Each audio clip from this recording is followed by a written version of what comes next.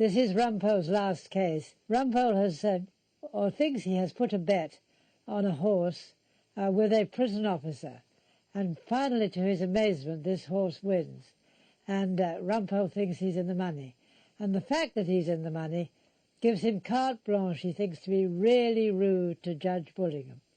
So that in the case that he's doing with Phillida Trant, again defending the famous Timpson family, he really lets fly, and you'll see how rude and how dismissive Rumpole can really be to Judge Bullingham when he thinks he's got money in the bank.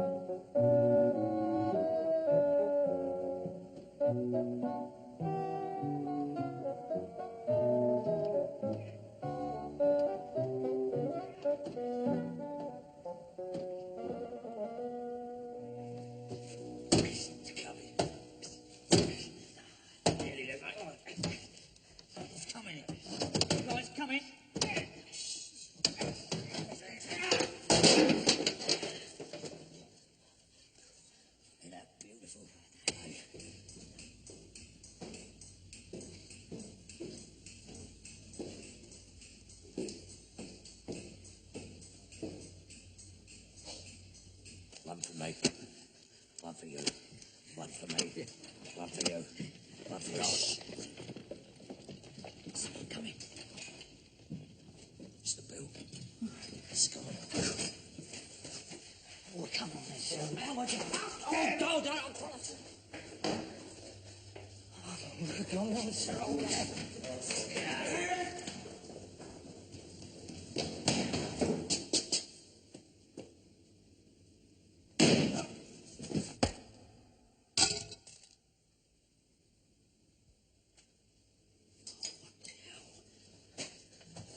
What have you done, Ted? Nothing. What have you done, Cyril? You come chawled up. Never. No, I never. The bill. Go back down the tunnel. Don't let her go this way. You ought never to have done it, Cyril. What do you mean? I ought never have done it.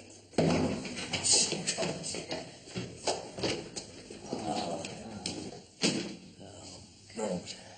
Timpson carrying a shooter. It's the end of civilization as we know it. I can't put up with that hearthrug 1 moment longer. Music and lifts and wine in cardboard boxes. We'll be having Star Wars in Pomeroy's wine bar next thing you know. That old thing's not a hearthrug anymore. It's a target for the butt ends of your dreadful little cigars. Old crime was ridiculously ambitious. They're not bank robbers. They should have stuck to thieving frozen fish from the cash and carry. It's like the two ends of a pantomime horse getting together to play Hamlet. Rumpole. Really? You've done it again. Oh, a bit of cigar ash never did a cop in the arm. It improves the texture. There's a perfectly decent little hearthrug going in Debenhams for £100. Oh, going to someone who's balanced precariously on the rim of his overdraft, I trust. I mean, what is the use of all these bank robberies and the rising crime rate that everyone talks about if we can't even get a decent little hearthrug out of it? Yes, well, it's what they're paying for legal aid cases these days. Scarcely enough to pay the fare to Temple Station. And, of course, there's Henry's 10%. And cost of a new briefcase. You're never buying a new briefcase. No, of course not. I can't afford it. And, of course, a small glass of claret at Pomeroy's to recover from the terrors of the day. Yes, that's your trouble, isn't it, Rumpole? If it wasn't for the small claret at Pomeroy's, we'd have no trouble in buying a nice new hearthrug. And if it wasn't for those awful little cheroots of yours, we wouldn't need one anyway. I warn you, I shall call in at Debenhams tomorrow. And it's up to you to deal with the bank, Rumpole. What do you expect me to do? Tunnel in through the drains? No, wait a minute. You're asking me to shop Dale, are you? I'm asking you, Cyril, to tell the truth. But that's a bit steep, isn't it, really? I mean, Dennis Timpson is his cousin. As your leading counsel, Cyril, I think you'd better listen to my advice. Now, you say you weren't carrying the gun. Straight up, I never do. And there was no one else in your party. Of course not. So your cousin Dennis must have been carrying it. Well, that does seem to follow. Of course it follows. Tell the judge that. That's all I'm asking you to do. Just tell the judge. We come first on the indictment. We've simply got to make the decision. I wonder how Rumpole's advising Dennis. Oh, I know how Rumpole's advising Dennis. Don't let's cut each other's throats, old darling. Honour among thieves, all that sort of nonsense. What are you saying? Well, you are a thief, Mr. Timpson. That is very true. But you are not a gunman. On my baby's head, I'm not. How old is your baby? 31. In window cleaning. What does it matter? Not in the least. Let's just stick to the important points in this case, shall we? Now, our case is you are not a gunman, but your cousin Dennis is. I say, looks like it. I can't believe it of the lad. That is what you have got to tell the judge. Are you clear about that? If you say so. Rumpole's not going to like it. Oh, do have a bit of courage, Claude. We can't always be thinking of what Rumpole's going to like.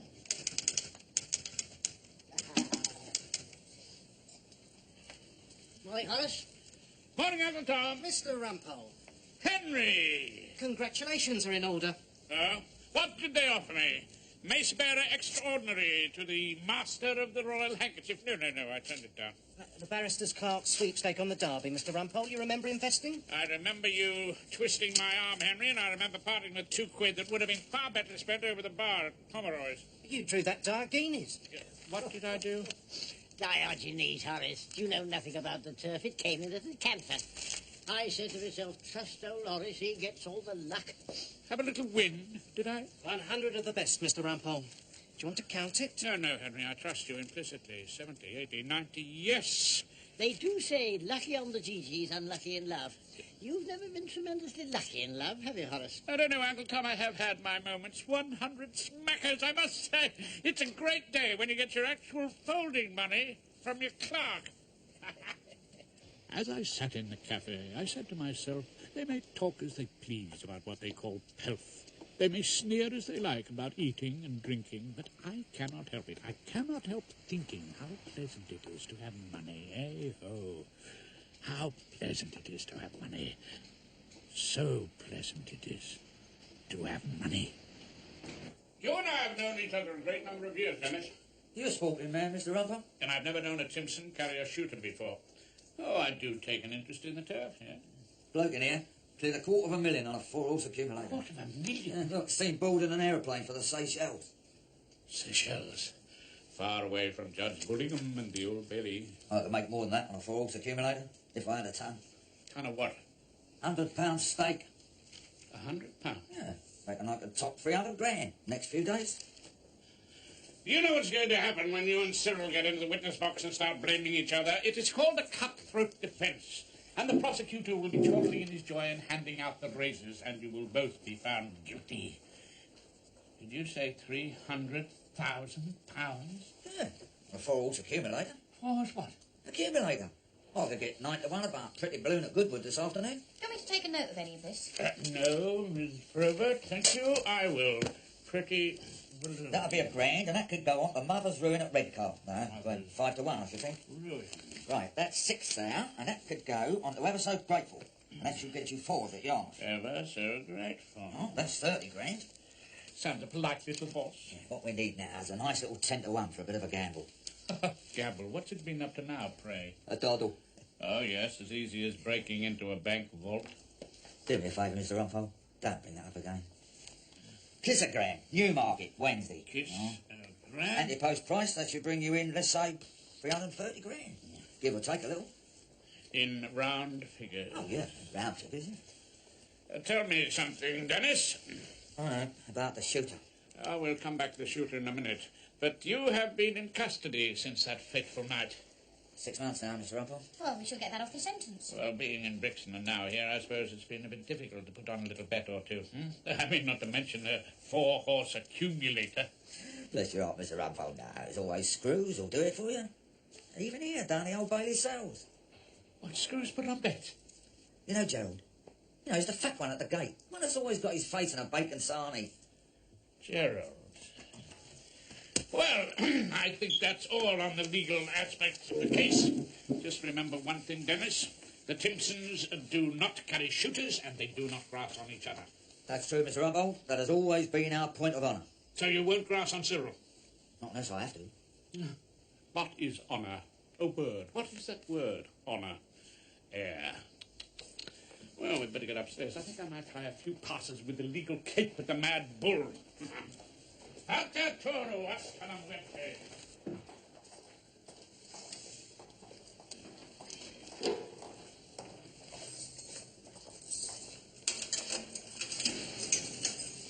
Thank you.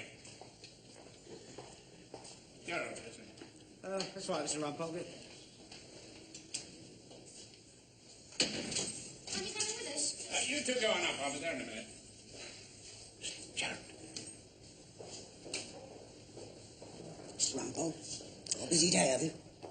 Too busy, in fact, to get to my usual bookmaker. Want me to put something on for you? £100. Oh. 4-horse accumulator. Why? Well, we'll start at Goodwood with Pretty Balloon. Should be able to get 9s about it. Will do, Mr. Rumpole. I'll be nipping out soon for a bit of dinner. Yes, I'm sure you'll need it. There we are. He either fears his fate too much, or his deserts are small that puts it not under the touch to win or lose it all. Mr. Rumpole! Well, what have we here? The Timpson clan assembled, all my old clients. Look, Mr. Rumpole, you've got to do something about it. You're Fred, aren't you, the head of the family? Yeah, well, they do look to me whenever there's a point of family honour, like. Oh, this is Den's Doris. Doris? And I'm Cyril's Maureen. Yes. Unfortunately, we're being made a larvest. The Malloys is making a joke of this all over South London. The Malloys, yes, the rival firm, eh? I've been called out to in the street by Malloy women. Maureen's been called out to in Tesco's on several occasions. They're laughing at our husbands. They say they'll grass on each other. Is that what they're laughing at? Oh, the Malloys is doing very nicely, that's what we hear. Oh? They've pulled off something spectacular. They got away with something terrific, they reckon. And they cause out that all the Timpsons can do is get nicked and then grass on each other. The Malloys is never going to let us hear the end of it. Young peanuts Malloy. He called out that all the Timpsons is good for is to use as ferrets. What? Ferrets? Ferrets? Why would you say a thing like that? Well, you know the way they talk. Look, Mr. Rumpole, we want you to go in there and save our name. I'll do what I can for the honour of the Timpsons, Fred. After all, your clan has done more to keep the Old Bailey in business than 1,000 lawyers. My application, my lord, is for a separate trial for my client, Mr. Dennis Timpson. Any particular reason, Mr. Rumpole, apart from a natural desire to spin out these proceedings as long as possible? I assume your client is on legal aid. My natural desire, my lord, is to see that justice is done to my client. Provided it is all paid for by the unfortunate ratepayers of the city of London. Go on. I understand that my co-defendant, Mr. Cyril Timpson, will be giving evidence accusing my client, Mr. Dennis Timpson, of carrying the gun. And no doubt you intend to return the compliment. I'm not prepared to say at this moment what my defence will be, my lord. But it might be a cutthroat. That is possible, my lord. Mrs. Erskine-Brown, do you support Mr. Rumpole's application? My lord, I do not. Oh, thank you very much. I'm sure that under your lordship's wise guidance, justice will be done to both the defendants. When it comes to buttering up the bull, she lays it on with the trial. You may well warn the jury of the danger of convicting Mr. Dennis Timpson on the evidence of an accomplice. But of course they can do so if they think it right. I shall certainly tell them that, Mrs. Erskine-Brown. And the court is very grateful for your valuable contribution. Have you anything further to say that might make me change my mind, Mr. Rumpole? Nothing could change that mass of bone. Did you say something? What did you say? Did you say something? Nothing. I'll leave the point alone, my lord. I might say I'm about to board an aeroplane for the Seychelles if I won the 4-horse accumulator. Some of you may know the Pennywise, a small bank with impeccable reputation. It is situated at the corner of Abraham Avenue, Tooting. The men entered from a manhole just 5 yards from that corner. I would like to draw the court's attention to the agreed plan.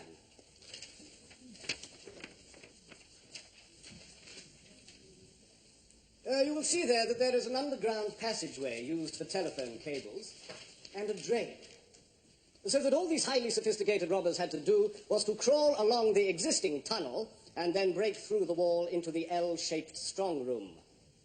One of these two men, members of the jury, carried a gun, as a result of which a Mr. Huggins, a bank guard, a family man, a man of impeccable character, a man who, as you will hear tell, has sat on his local church council, was wounded, albeit in the foot. Perhaps your client could manage to keep silent during the prosecution's opening speech, Mr. Rumpole. It's not a football stadium. I think my client wishes to tell me something, my lord. About this case, I hope. Oh, yes, my lord, yes, indeed, about this case. The screws tell me, Mr. Rumpole, pretty balloon romped home in a canter at Goodwood. 1 up and 3 to go.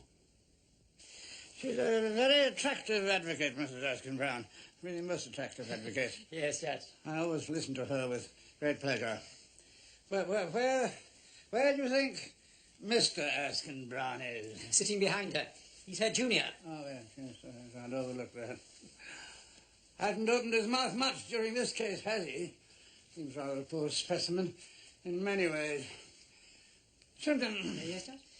Do you think it would be entirely, inappropriate if I was to send Mrs. Erskine Brown a box of chocolates? Yes, Judge. I mean, yes, I can. No, I mean, yes, it would be entirely inappropriate. Why, hasn't she got a sweet tooth? The Lord Chancellor wouldn't like it. I wasn't thinking of sending chocolates to the Lord Chancellor. Yes, I know what you mean. All right. Still, no reason why I shouldn't get the sheriff to ask you to come and have lunch with the judges, is there? Were you thinking of asking Mr. Erskine Brown too? No, I wasn't thinking of asking Mr. Erskine Brown too. Either she comes alone, or I send a box of chocolates.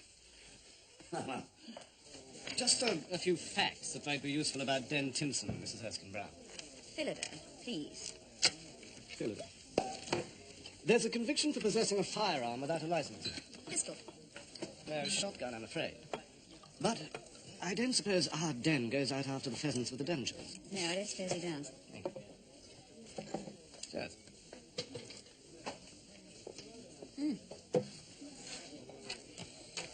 Malicious damage with an air gun. Yes, but he was only 14 then. Yes, but you're a superb technician, Phillida. Do you honestly think so? The way you handled Judge Bullingham was superb. He's dotty about you, naturally. Please, don't be silly, Hearthstone. Well, I can't blame him. I suppose everybody is. And by the way, it's Charles. Charles. Actually, I thought your opening was a pretty good job. Well, one tries to set out the facts without emotion. Not always possible. Now, why did you ask me for a drink, exactly? When I was in your chambers... Such a fleeting visit. Yes, well, you were always away doing such important cases. And we never got to know each other. No, we never did. Of course, you're very much married. Not all that much married, I sometimes think. Really, Phillida? Can I top you up? Yes. Champagne! How delicious! And I know exactly what you're celebrating. Do you, Rumpole? Yes, indeed I do, Hearthrug. Oh, yes, thank you. We'd love a glass. Set yourself down, Miss Probert.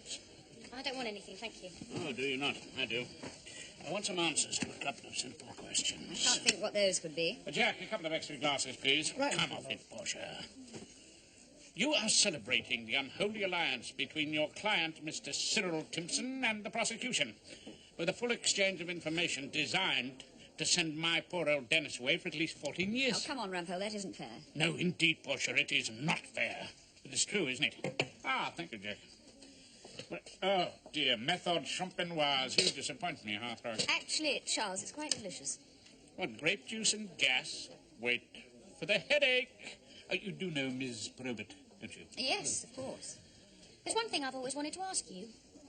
I mean, now you're a QC and all that, but when you started at the bar, wasn't it terribly difficult being a woman? No, it comes quite naturally to some of us. Not that I have much choice in the matter. But didn't you come up against a load of fixed male attitudes? Well, that's what made it all such tremendous fun. If you really want to know, I didn't get a particularly good law degree. But I never had the slightest difficulty in getting on with men. No, clearly not. One thing I wanted to ask you. About the exploitation of women at the bar. No, just seen any good operas lately? You must have learned a great lesson from our portion today, Miss Probert. How to succeed at the bar by reducing Judge Bullingham to a trembling blob of sexual excitement. I've never been able to manage it myself. Oh, there's your husband. Has he lost you? Rumpole, lay off. Are you going to lay off Dennis? He wandered lonely as a clod that floats. Why don't you sit next to Miss? I'll squeeze in here. Next to Philly. Ah, well, there we are then. All nice and cosy. Oh, can I borrow your standard, old darling? Thank you. I went back to chambers, Philly. They said you hadn't been in. No, I came straight here. I've been discussing the case with prosecuting counsel. Oh, yes. Yes, of course. Stop press. Late result from red car. Mother's ruined.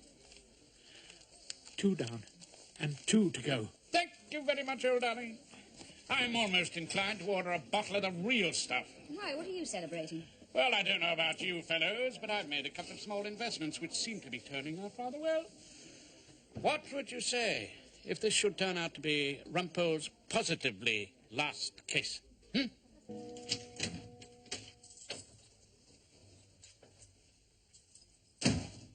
Rumpole! Hilda? I've got it, Rumpole. What? It's arrived, Rumpole. What has arrived, Hilda? What I've been wanting for a very long time. Looks rather smart, doesn't it? If that's what you've always wanted, Hilda, I think you could have been a little more ambitious. Just don't you dare throw your cigar ends at it. Oh, don't worry, Hilda. I shall be chucking my cigar ends. My Havana cigar ends. My Romeo and Julieta cigar ends. Into the sparkling ocean. As I walk along the beach, clad in a pair of old soiled white ducks, knocking the sweet oysters off the rocks. It's not real Persian, of course, but I think it is traditional pattern. Courage, he said, and pointed toward the land. This mounting wave will roll us shoreward soon. In the afternoon they came unto a land in which it seemed always afternoon. All round the coast the languid air did swoon, breathing like one that hath a weary dream. I've absolutely no idea what you mean. It's not the meaning, Hilda, it's the sound. The screech of parrots, the chattering of monkeys, the hum of dragonflies, the rattle of grasshoppers rubbing their sweet little legs together, while you and I sit on the hotel veranda, sipping the planter's punch, listening to the boom of the surf on the coral reef, and never having to wear a bloody wing collar ever again. You have got £100 for our new hearthrug, haven't you, Rumpole? Fear not, Hilda, I do expect return of thrice 3 times the value of the bond. That's all very well. But have you got £100?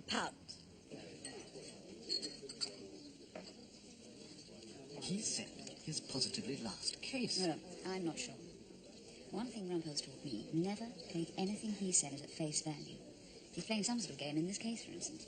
Yes, but without Rumpole there, I don't see why I shouldn't find my way back into your chambers at Equity Court. You might come back into the fold. And try and streamline your operation. Well, it can't go on the same way forever, can it? No. No, of course not. We must drag the bar kicking and screaming into the 21st century. Do you know, sometimes I envy my clients. Getting into trouble and leaving home and doing extraordinary things. Dreadful things sometimes, but their lives aren't dull. Everything happens to them. Honestly, Charles, nothing happens to us. Nothing adventurous, really. And perhaps it will. Claude, we're here. If this is Rumpole's last case, almost anything can happen. Almost anything. Oh, yes. Claude, Charles Healthstoke may join us. Join us? Yes, come back into chambers again, if Rumpole's really leaving. Oh. Well, you don't want to do that, do you? Don't I? Well, a fellow like you, who understands about computers, you don't really want to hang around in Equity Court, do you? I can't think of any better chambers in the Temple than one that boasts Mrs. Philida Erskine Brown, QC. Oh, I say, Charles, don't talk rubbish. Detective Inspector Bowman, I understand that no fingerprints were found on the gun. Rumpole, I imagine these gentry are too... Yes, my lord, too what? Too intelligent to leave fingerprints behind. Your lordship, Yes, Mr. Rumpole? My lord, the prosecution in this case is in the hands of my learned friend, Mr. Hearthrug. Hearthstone. Ah, beg his pardon, Hearthstone. I'm sure he needs no assistance from your lordship. Sir Rumpole, that was an outrageous remark, and one that I may have to consider reporting for professional misconduct. By that time, old darling, I may have boarded a plane for the Seychelles. I'm sorry if anything I said could possibly be construed as discourtesy to your lordship. Very well. Let's get on with it. Thank you, my lord. Inspector Bowman, was the interior of the strong room, and in particular the safe, examined for fingerprints? Yes, it was. And, again, no fingerprints of either Mr. Cyril or Mr. Dennis Timpson were found? That is true, my lord. But no doubt there were other fingerprints to be found on the safe. Of course. And no doubt many of them came from bank employees. No doubt about that, my lord.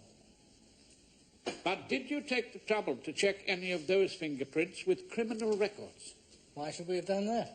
Why, to see if any of them corresponded to fingerprints of known criminals other than the two Mr. Timpsons. No, we didn't. Well, why not? The two Mr. Timpsons were the only men we found at the scene of the crime, and we had established that they were wearing gloves. Because they had gloves on when they caught them. Oh, we are so much obliged to the learned judge for his most helpful interjections, aren't we, Inspector? Otherwise you might have to think of some of the answers for yourself.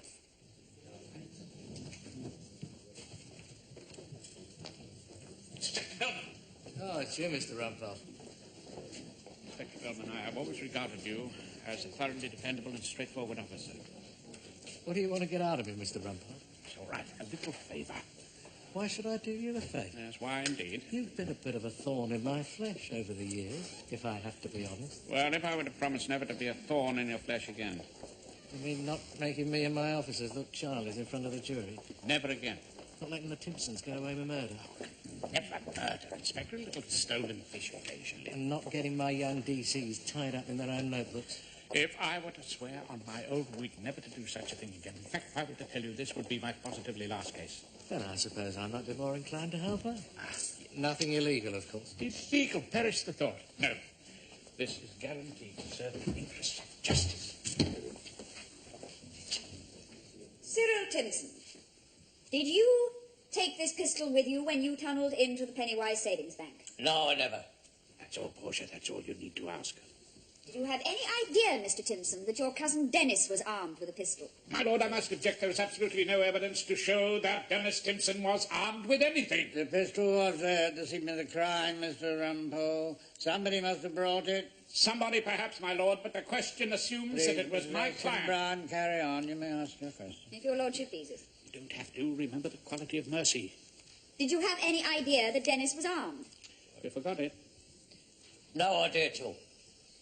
And what would you have said if you had known? My lord, how can this be evidence? It is pure speculation. Please, Mrs. Erskine-Brown, do ask your question. Your lordship. What would you have said? Leave that thing at home, then. That is not the way we carry on our business. Thank you very much, Mr. Timpson. Just stay there, will you? Done your worst, have you? Mr. Cyril Timpson, when you were removing part of the contents of the safe, you suddenly ran out into the corridor. Why was that? Well, you thought we heard a noise, to be honest. Coming from where? He said from behind us, Mr. Rumpole. Oh, thank you, my lord, so much. It was that noise which made you retreat. Well, we thought we was being copped, like.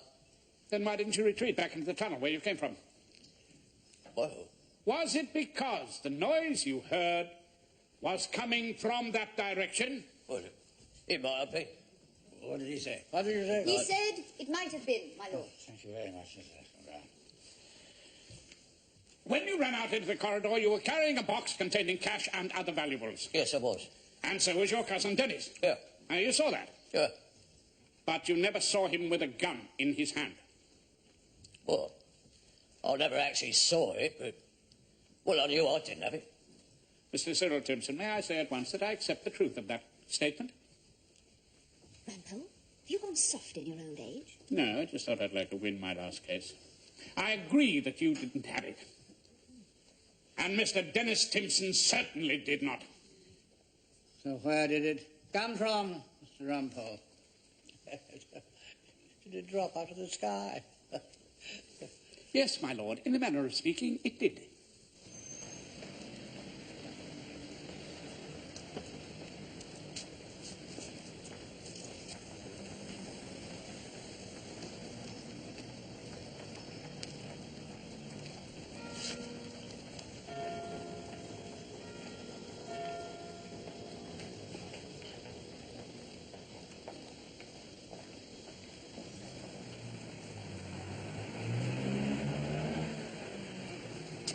Hunter's Guide, love. First edition. It's just come in, dear. Haven't got them undone yet. Want the first rating, Governor? Oh, here, let me help. I shall manage, dear. Eventually. Eventually's no good, love. Excuse me. Yarmouth. First. Ever so grateful. Oh, I say, Thomas, softly. Oh, my God.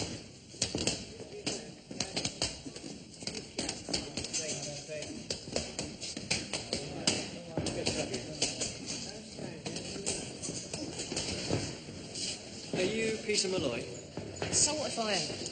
I must ask you to accompany me to the station, where my inspector would like to ask you some questions. Oh, yeah? What about it, then? I believe it's about a fingerprint.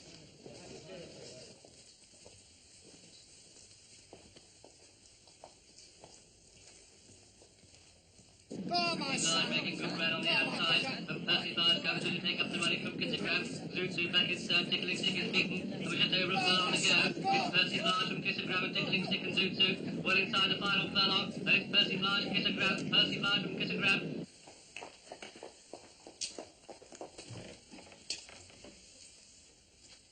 Rumpole! Where on earth have you been? Here's your lunch. At last. At long last, Miss Probert. The day has arrived when I can open my defence to the jury and say exactly what I think. Exactly. Well, why today especially? Because, Miss Probert, Kissagram absolutely rumped it.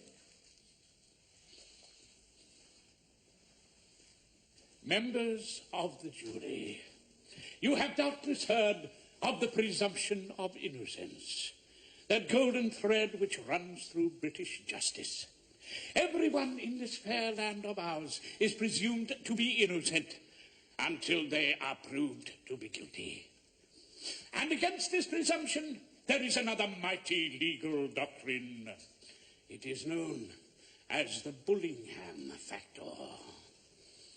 Every person who appears in that dock before this learned judge is naturally assumed to have done it. Otherwise, they wouldn't be there. And not only are those in the dock assumed to be guilty, defending barristers are also assumed to be only interested in wasting time, so that they may share in the rich pickings provided by the legal aid system. An organisation which allows criminal advocates to live almost as high on the hog as highly qualified shorthand typists. And for this princely remuneration, members of the jury, we are asked to defend the liberty of the subject and to knock our heads day in and day out against the rock-solid wall of the Bullingham factor. For this, we are asked to contend with the judge, who invariably briefs himself for the prosecution. Mr. Rumpole. My lord, I wonder if I may intervene. Certainly you may, Mr. Husband. Perhaps you might suggest a way in which I best deal with this outrageous contempt. I was only going to say, my lord, that what I am about to tell you may indeed make the rest of Mr. Rumpole's opening speech unnecessary. I'm sure all of his opening speech is unnecessary. I am informed by Detective Inspector Bellman, my lord, that after further inquiries we can no longer proceed on the allegation that either Cyril or Dennis Timpson used or indeed carried the automatic pistol which wounded Mr. Huggins, the bank guard. Neither of them? No, it seems that further charges will be brought with regard to that offence against another firm, if I may be allowed to use that expression. In those circumstances, the only charge is one of burglary. To which my client has always been prepared to plead guilty. Thank you very much, Mr. Rumpole. Oh, yes, my lord. for the very first time, and with the greatest respect. Guilty, my lord. There we are. But what put you on to the Malloys? Something your Doris said. Ferrets. The Malloys called the Timpson ferrets. They called it out after your wife in the street, in the supermarket. Ferrets, little animals they put down holes in the ground. The Malloys found out what you were up to and simply followed you down the burrow. And what were they going to do after you'd broken into the vault? Use the gun to lift the loot off you after you'd opened the safe? Anyway, the whole thing ended in chaos and confusion, as most crimes do, I'm afraid, Dennis. You heard the Malloys in the tunnel. You thought it was the old Bill. You ran out into the corridor. And then Mr. Huggins, the bank guard, appeared. One of the Malloys shot him, dropped the gun, and left you and Cyril in hopeless ignorance, blaming each other. But who cleared the safe? Well, the Malloys, of course. Probably while Dennis and Cyril were being nicked. But you had no evidence. No. There were no fingerprints. No, but Inspector Bowman, at my suggestion, told Peanuts that they'd found his. That scared him enough to start him talking, and he grasped on the lot of them. He grasped on his own family, did he? Yep. Bastard. Things aren't what they were in our world, Dennis. And after you've got this little stretch under your belt, you do better to give the whole thing up. Never. I'd miss the excitement. Yeah. You're all right, ain't you? Huh? I said you're all right. With your 4-horse accumulator. Yes, I think I shall be all right, Dennis. Due entirely to you, and I shan't forget it. You were my last case. Give me a ring when you get out, all right? If you happen to be passing through Lotus Land. Thank you, Ken. Well, Dennis Timpson happy with the 4 years you got in there, Mr. Rumpole? Oh, yes, highly gratified, I believe. I don't know how you do it, Mr. Rumpole. I really don't. Is Gerald about, you know? Or is he just slipped out for a 4-course snack? No, it's Gerald's day off, Mr. Rumpole. Oh, he'll be back tomorrow, though. Tomorrow? You don't happen to know the name of his bookmaker, do you? No, Gerald don't take us into his confidence, Mr. Rumpole. Well, not as far as that's concerned, anyway. Oh, well, I'll pop in and see him tomorrow.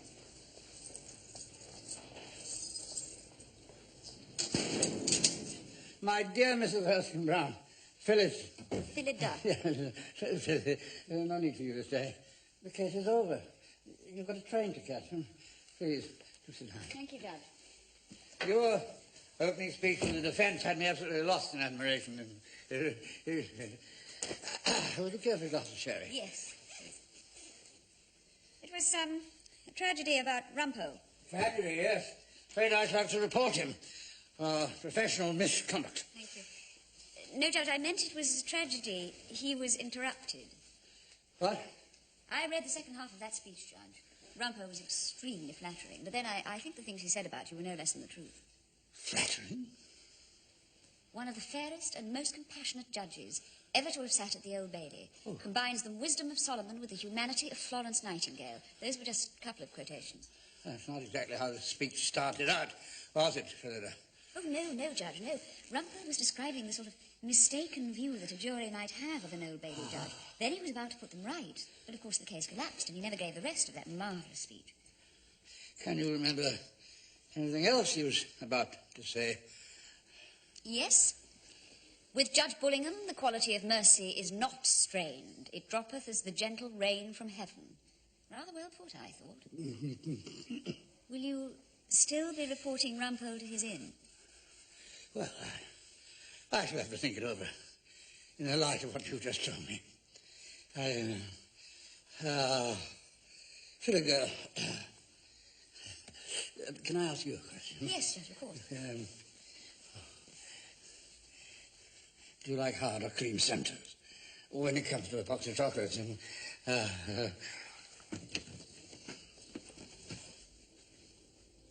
It's the end. Mr. Rumpole? My positively last case, Henry. No more shall I be putting my head around your door and asking if perhaps you had some spare committal before the Uxbridge magistrates. I'll catch you up, Diane. Good night, then, Mr. Rumpole. Indeed it is, Diane. A very good night indeed. Well, it's all very well, Mr. Rumpole. But if you leave... Not if, Henry. When. Courage, he said, and pointed toward the land. This mounting wave will roll us shoreward soon. In the afternoon they came unto a land in which it seemed always afternoon. But if you leave, Mr. Rumpole, we're going to get that Mr. Halfstoke back again. He's going to get your room, sir.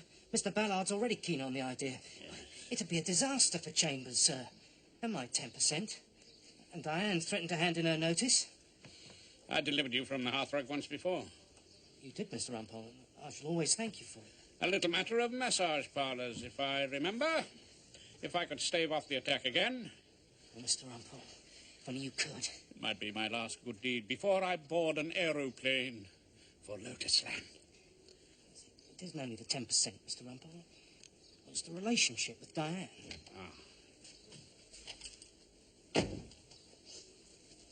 I had an appointment with Mr. Ballard at 6:15. Is his conference over? I think so, sir, if you'd like to go up. I'm a little early yet. Just wanted to check your old room, Rumpole, before I get the decorators in. Well, I'll be getting along then, sir. Hurry, Henry. I'll hold the fort. Excellent win, Hearthrug. Well, who won? Well, you did. I mean, you were prosecuting, we pleaded guilty, you got a conviction. Yes, brilliant work, excellent. Well, you'll be taking over my old room in Chambers. Yes, well, you are leaving, aren't you? Oh, yes, indeed, I'm leaving, yes. Well, old darling, it looks as though your life is going to undergo a few changes. Well, it's a good thing. Establishing new relationships. Do you have much experience as a father? As a father? No, none at all. Oh, dear. Oh, well, never mind. I expect you'll pick it up pretty quickly. Rumpole, what on earth are you talking about? The Erskine Brown brood. Well, it's pretty obvious, old darling. You've fallen for our Portia, hook, line, and probably sinker. And when you move into Chambers, surely she'll be expecting to move into your little bachelor pad in Battersea, and, of course, bringing the children with her. Bringing the children? You're a brave man to be taking on that little lot. They're quite a handful, I understand. Already in the top form at primary school, and still expecting to be fed on demand. Children? Well, young Tristan and Isolde. Oh, never mind. Claude will probably be popping in fairly often to take them to the ring. They'll come home whistling all the tunes. You know, I wonder if my room might be a bit cramped for you. Yes, funny you should say that. I have been wondering, all things considered, whether these chambers are just what I'm looking for.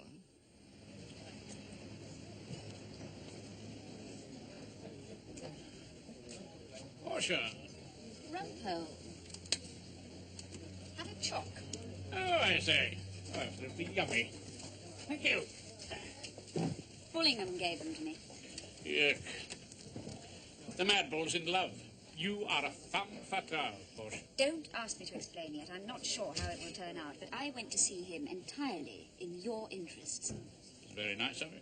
What a coincidence. As a matter of fact, I have just seen somebody entirely in yours. What are you doing here, anyway, alone and palely loitering? I was just waiting for someone. He's not coming. What? Hearthrug is not coming, and he is not coming into Chambers, either. Why not? Sorry, Portia.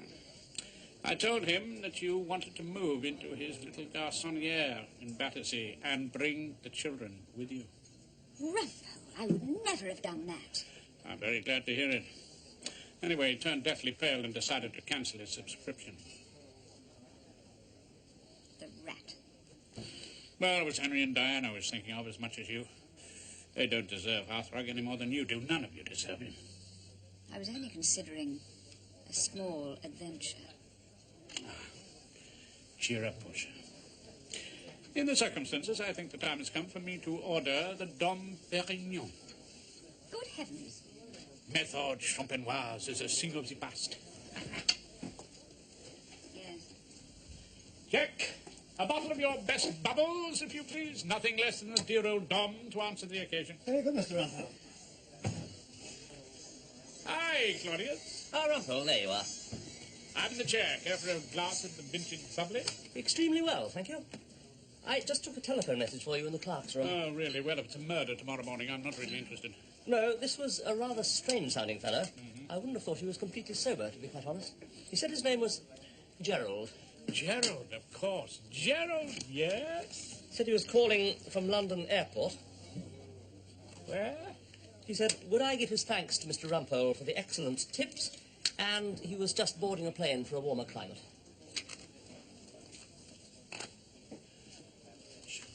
General said that? Yeah, words to that effect, yes. And then he said he had to go. They were calling his flight. Jack. Yes, Mr. Rumpole. Forget the Dom Perignon. Just pour us 3 glasses of Chateau Thames Embankment. Small glasses, Jack. Claude, I've just had an idea. There's something you should do urgently. What's that, Rumpole? For God's sake, take your wife to the opera. Oh. Hello, darling.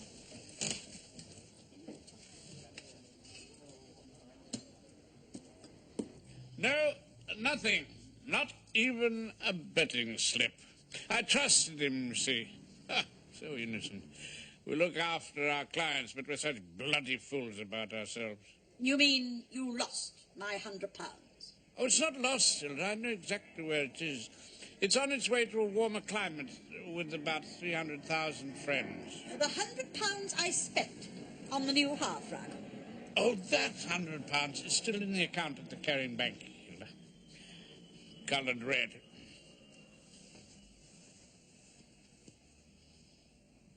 You know, I'm not sure that I ever wanted to sit with you on a hotel veranda all day, drinking Planters punch. Oh, well, perhaps not. We might have run out of conversation. Yes, indeed we might. So, things could be worse. Oh, they are. What? Oh, they are worse, Hilda. What else have you done? Well, I promised Detective Inspector Bowman that I had done my last case, and I told the jury exactly what I thought of the mad bull in open court. Rumpole, Daddy would be ashamed of you. That's one comfort. What did you say? Your dear Daddy, Hilda, has long since been called to account before the great benches in the sky. I only hope he could explain his abysmal ignorance of bloodstains.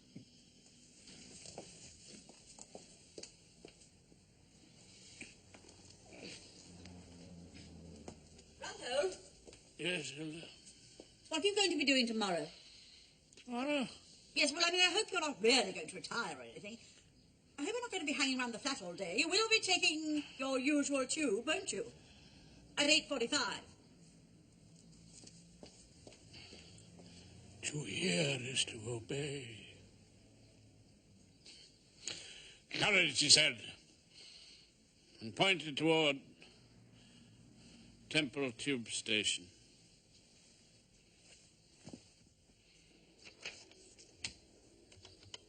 Ah, Henry. Mr. Rumpole.